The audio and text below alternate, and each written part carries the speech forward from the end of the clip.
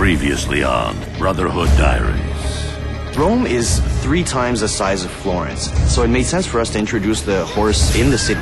As a player, you totally get to customize your own assassin.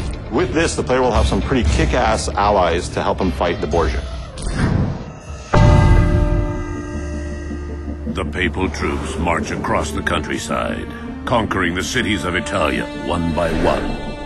Only Ezio Auditore da Firenze stands between the Templars and his brilliant, ruthless general, Cesare, and his ambition.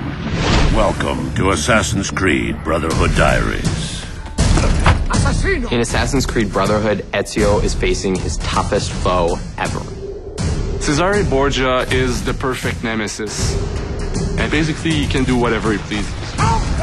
He's got unlimited resources, being the general of the papal armies. He's really, really ruthless, and truly Ezio's biggest challenge to date. To unite Italia, I must have every institution under my control. He's trying to take over the whole country and unite it under the Templars.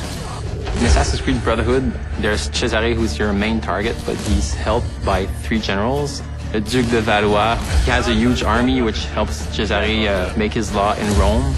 Juan Borgia, who is in charge of the money, so Cesare uses this money to wage his wars. And Micheletto, who is Cesare's personal assassin.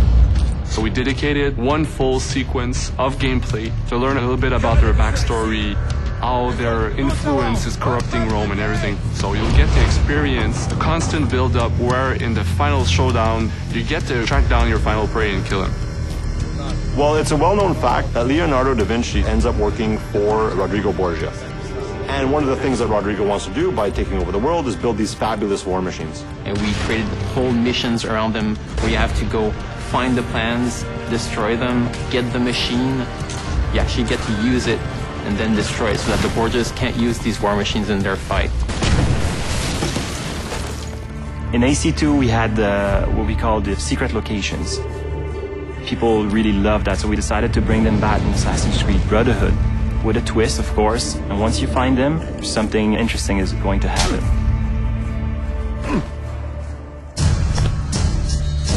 And then there's gadgets like crossbow that I wanted to use since AC1. Now we have it in the game with upgrades on it. There's also the parachute, which is based off one of Leo's drawing that will permit you to glide if you jump from high enough building.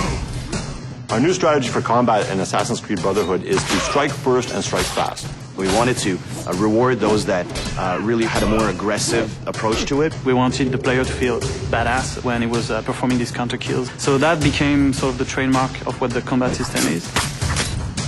You may have noticed there are now enemies with guns. If you know a bit of the history of Rome and of Leonardo, those assets end up in the hands of the Borgia. So what you have is now we have enemies that are a lot more aggressive, but at the same time, Ezio is a lot faster of a fighter. The Papal Guards are basically the ultimate elite guards that we're going to have in Assassin's Creed Brotherhood.